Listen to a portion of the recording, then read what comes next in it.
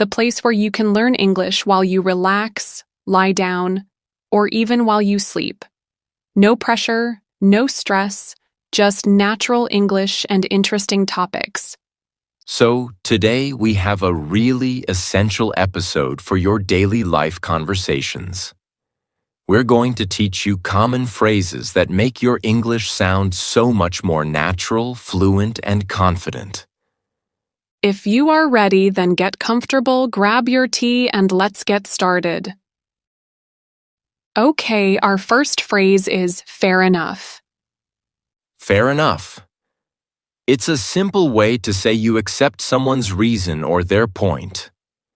It means, I understand, that makes sense. Yes. For example, if your friend says they can't go to the movies because they are very tired, you would say, fair enough. It means, you agree with their reason. Let's try it in a quick conversation. Okay, so I'm busy tonight and I can't meet you for dinner. I wanted to try that new restaurant. I know, I'm sorry. But my boss asked me to work late. Okay, fair enough. The next phrase is, a pain in the neck. A pain in the neck. This means that something or someone is very annoying. It's bothering you a lot. Right. Imagine a real pain in your neck. It's uncomfortable. So you use this phrase for something that is annoying. For example, a slow computer can be a pain in the neck. Or a person who is always complaining can be a pain in the neck. Let's try using it. Okay. I had to stand in a line at the bank for an hour just to pay one bill. Wow, an hour. That sounds like a real pain in the neck. It really was. It was so annoying. Next, we have the phrase, pull yourself together. Pull yourself together. This is what you tell someone who is very upset, nervous, or sad. It means you want them to become calm again and get control of their feelings. That's right. It's a way to say, calm down, everything will be okay. You could say it, for example, to a friend who is crying or a friend who is very nervous before a big exam. Let's try it out. Okay, I'm ready. Oh no, Emily. I am so nervous for this presentation. My hands are shaking. Hey, take a deep breath. You know this information very well. Pull yourself together. You can do this. You're right, thank you. You know, I'm starting to feel a little stressed just thinking about all the things I have to do later. I'm already tired just from thinking about it. Hey, you need to get your act together. Get your act together. Could you explain this phrase to our listeners, Emily? Sure. Well, it means you need to organize yourself and be ready. You're feeling stressed, so you need to stop worrying and start getting things done. You need to focus. It's like a friend telling you, okay, stop being nervous and start being productive. So you can't just be messy. You need to organize your thoughts and your actions. Right? Let's try it. Okay. So I have 3 exams tomorrow and I haven't started studying. My room is a mess and I'm just sitting here watching TV. You need to stop watching TV and get your act together. Go start studying. You're right. I should stop. Okay, our next phrase is play it safe. Play it safe. This is a good one. It means you choose the option that has the least risk. You are careful and you don't do something that could be dangerous or cause a problem. Yeah, you don't take a risk. For example, if you have a lot of important work to do, you can play it safe and stay home instead of going to a big party. You don't want to get sick or too tired. Let's try it. I have to drive to a city I don't know well. The weather might be bad later. So you should probably play it safe and leave a little bit earlier than you planned. You don't want to get stuck in the rain. You are right. I will play it safe. Let's see our next phrase. Draw the line. Draw the line. This means you have a limit. It is something you will not do. You are saying, I will not go any further than this. Right. It's like you take a marker and you make a line on the ground. You say, this is my limit. I will not cross it. For example, a parent might be okay with their children playing games, but they draw the line at playing all night. They say this is the limit.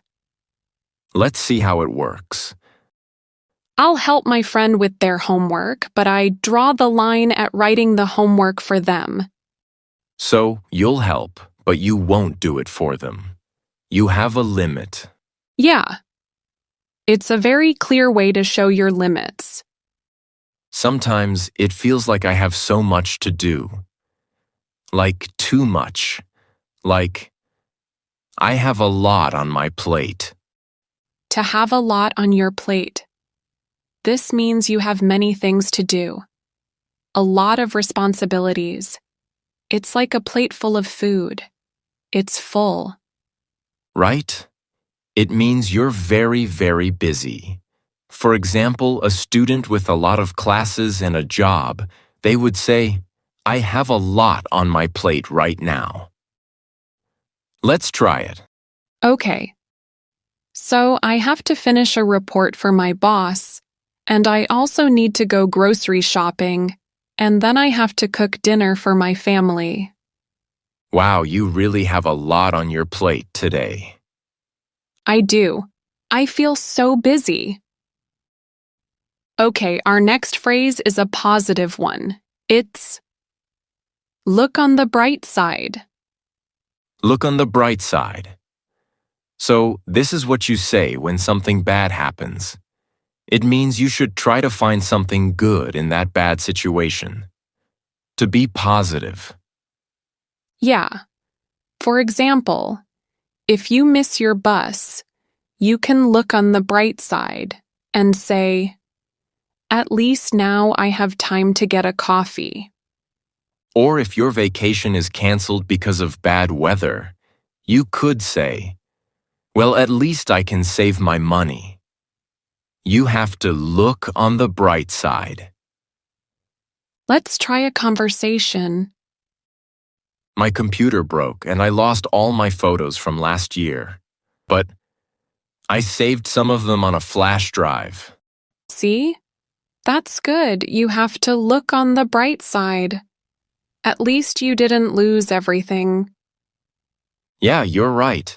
I guess that's true. The next phrase is about being careful. Put all your eggs in one basket. Put all your eggs in one basket. This means you put all of your hope or all of your effort into just one thing. And it's risky, because if that one thing fails, you lose everything. Right? Imagine you're carrying a basket of eggs. If you fall and the basket breaks, all the eggs are gone.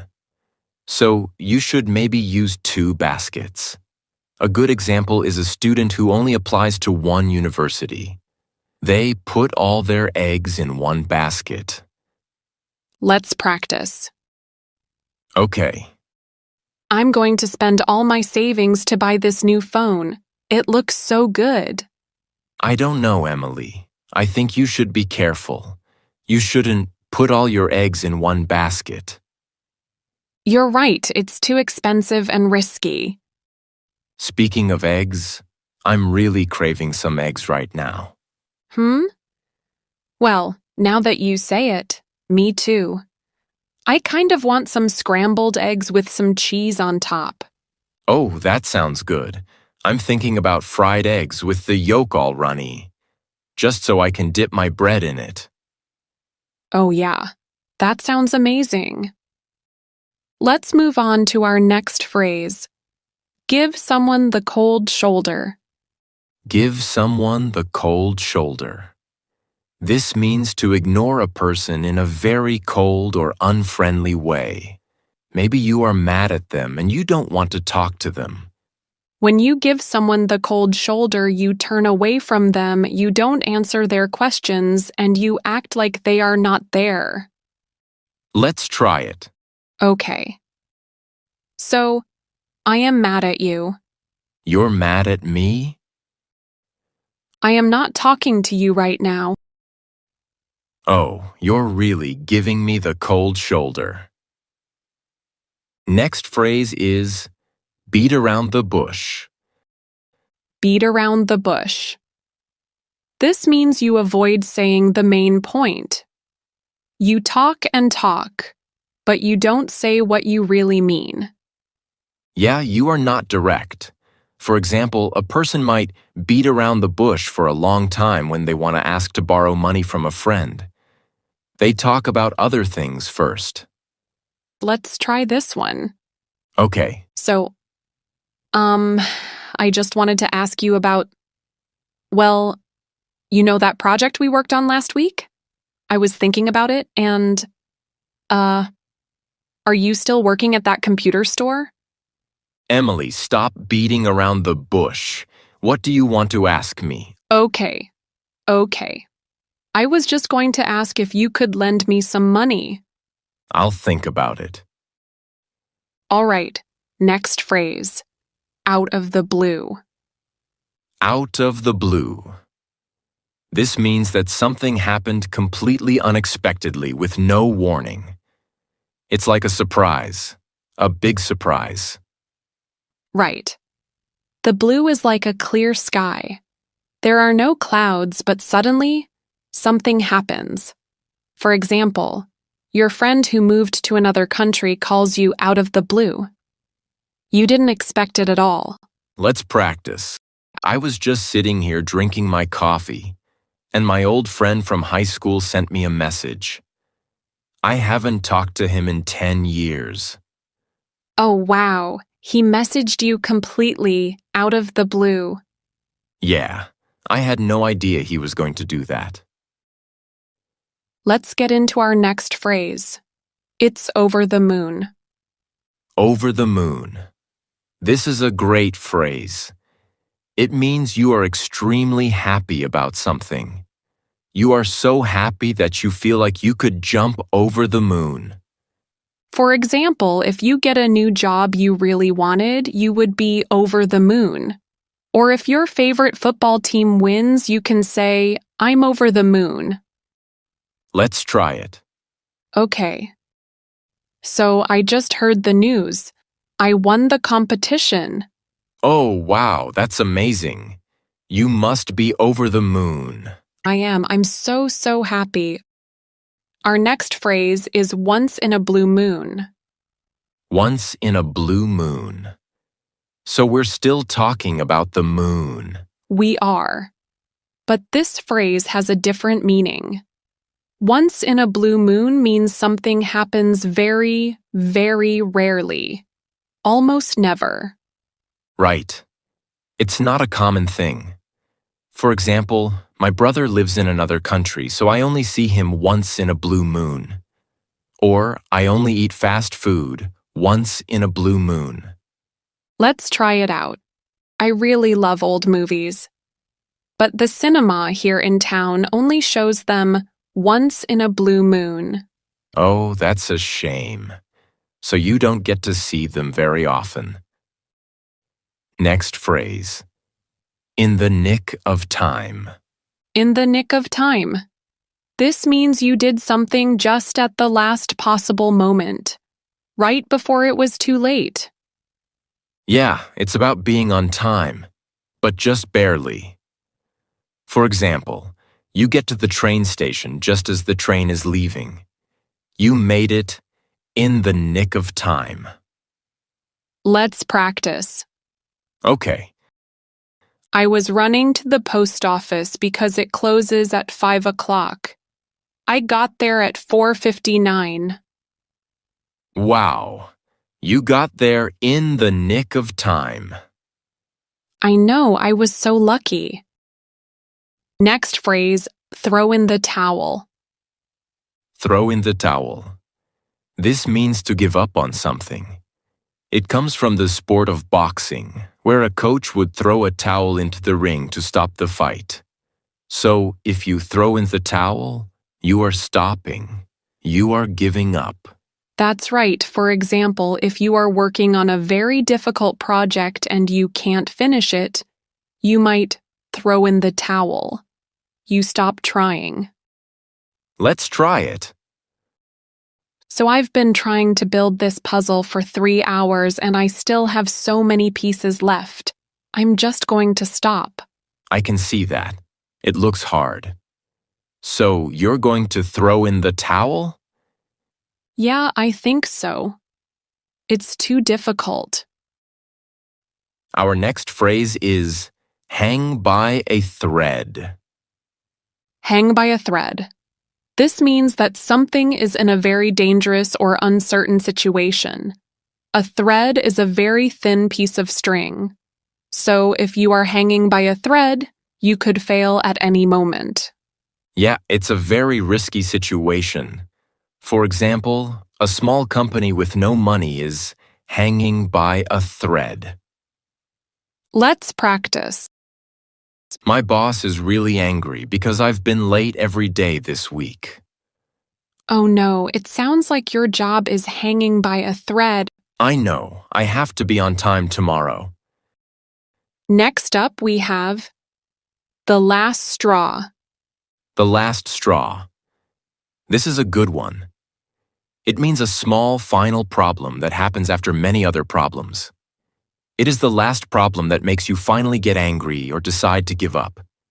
Yes, it's the final thing that causes you to say, I have had enough. For example, if you have a bad day at work, and then your car breaks down, and then your phone battery dies, the phone battery might be the last straw. Let's try it. My roommate never cleans. I've been telling her for weeks, but she doesn't listen. And now she left old food in the fridge for a week. That sounds terrible. So the old food was the last straw. It was. I finally told her I can't live with her anymore. Let's move on to our next phrase. Back to square one. Back to square one. This means you have to start something all over again from the very beginning. You worked on something, and then it failed. So now you have to go back to square one. Exactly. For example, if your computer crashes and you lose all of your work, you have to go back to square one. You have to start the project again from the beginning. Let's try it. So I just finished writing my report. It took me all day. Oh, great. Not great, my dog just jumped on my computer and deleted the file. Oh no, you're completely back to square one. I am. I have to start all over again. Next up we have bark up the wrong tree. Bark up the wrong tree. This means you have a wrong idea about something, and you're looking for something in the wrong place, or you're accusing the wrong person. Right. It comes from hunting dogs. The dog barks up a tree, but the animal is in a different tree. So, you are wrong about something. For example, if you think I have your keys, but I don't, you are barking up the wrong tree. Let's try this one. My sandwich is gone from the fridge. I know you ate it, Liam. What? I didn't eat it. I just got here. You're barking up the wrong tree. It wasn't me. Oh, okay, my bad. Next phrase, through thick and thin. Through thick and thin. This is a really nice phrase. It means you support someone no matter what. through good times and through bad times. The thick and thin are the good and bad times. Yes, it's a very good way to talk about a long and strong friendship or a family relationship. For example, they have been friends for over 20 years, and they have been together through thick and thin. Let's try it out. My friend lost her job and all her money, but I stayed and helped her. That's great. It shows you're a true friend. You stayed with her through thick and thin. Of course, that's what friends are for. Next phrase is, don't cry over spilled milk. Don't cry over spilled milk. This is a great one. It means you shouldn't be sad about something that has already happened and can't be changed. The bad thing is finished, so there is no point in being sad. Exactly. For example, if you break a glass, you can't fix it. So there's no point in being sad about it. Just say, don't cry over spilled milk. Let's try it. So, I was playing a video game and I lost all my points. I'm so upset. It's just a game. You can't get the points back. So, don't cry over spilled milk. You're right. I'll just play again. Our next phrase is, at the end of the day. At the end of the day. This means in the end, or when everything is considered. It is a way to summarize everything you have talked about and say the most important point. Yeah, you're giving the final result of a discussion. For example, you might have many problems at your job, but at the end of the day, you still love the work. Let's try it out. Okay. I have a lot of things to think about for my vacation. I can go to the beach, or the mountains, or the city. Each place has good things and bad things. Right? But at the end of the day, you just want to relax. So maybe the beach is the best choice. Exactly, that's the most important part. And finally, the last phrase for today is butterflies in your stomach. Butterflies in your stomach. This means you feel nervous, maybe a little excited, like little butterflies are flying around inside your stomach. It's a feeling you get before a big event. Right. It's that feeling you get before a big exam or a first date. Your stomach feels a little strange because you are nervous. Let's practice. Okay. I have to give a speech in front of 100 people tonight. I'm so scared. I have so many nerves.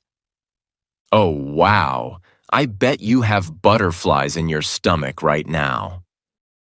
And that's all for today, lovely learners. Thank you so much for listening and for joining us on this episode. We really hope you enjoyed it. What did you think about today's phrases? Did you already know some of them, or were they all new for you? We would love to know. We really do. We talk a lot about these phrases because they are so important for daily life. So, for more episodes like this, please subscribe. You will get more daily life English phrases, conversations, listening and speaking practice, and so much more. Thank you again for letting us be a part of your learning journey. Keep practicing, keep improving, and take care, everyone. The comparison goes from a simple observation to something that can really hurt our confidence and stop us from moving forward. By the way, I'm Emily. And I'm Liam. This is English in Comfort, the place where you can learn English while you relax, lie down, or even while you sleep. No pressure, no stress, just real conversations and interesting topics. Today, we're going to talk about how to stop comparing yourself to others. we'll share real, simple, great ways to let go of comparison and focus on your own path. That's right. So get comfortable, grab your tea, and let's get started. We've all felt that struggle of comparing ourselves to others. So, what do you think is the first step we can take to stop it and feel better? For me, the first step is to really identify what you are comparing. You have to be honest with yourself and see exactly what it is that's making you feel bad. That's a great point. It's so easy to just feel generally bad. But if you can actually name what you're comparing, you can start to deal with it. Exactly. Ask yourself, am I comparing my job, my money, my home, or maybe a skill that someone else has? Once you know what it is, you can start to think about it in a new way. Yes. Then once you know it, the next step is to ask yourself if the thing you're comparing is something you can improve or do too. For example, maybe you are comparing your skills to someone else. You see them speaking English fluently and you feel bad because you can't. That's a classic example. But think about it. Speaking English is a skill, right? It's not something you are born with. So it's something that you can learn with time and practice. And it's not a magical talent. So instead of just feeling bad, you can think, this is a skill. I can make a plan to learn and improve it myself. So take a moment and think. What are you comparing? Is it a skill, a job, or a talent that you can work on too? Knowing this is already a first powerful step. Now let's talk about something that makes comparison happen in the first place, the cause. You need to find anything that makes that feeling of comparison start. It's like a small button that, when you press it, it makes you start comparing yourself to others. Exactly, and I think in our modern world, the number one cause for comparison is often social media. You know that feeling when you're scrolling through your phone and you see someone's perfect photo or their big achievement? Oh, I know that feeling all too well. It can make you feel a little bit of envy, and you start looking at your own life and thinking it's not as good. That's the thing. Never take social media seriously. You have to remember that most things we see on social media are not the full reality. People only show the best parts of their lives, and often it's just for views or likes. That's true.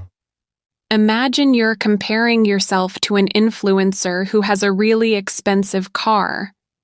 You start to think, she's the same age as me and she already owns a car like that. What am I doing wrong?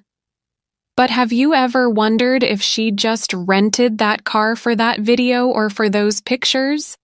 Maybe she doesn't even own one. This could happen, of course, not always. But it's a good reminder that what you see on a screen is just a small part of the story. So whenever you're scrolling on your social media account and you notice that you are starting to compare, it's better to just stop right there and put the phone down. Just remember that it is just a screen and we really don't know what is behind the screen. Now, what do you do once you find yourself comparing something and you can't just stop it? Well, the next step is a really powerful one. You need to turn comparison into inspiration. I love that idea.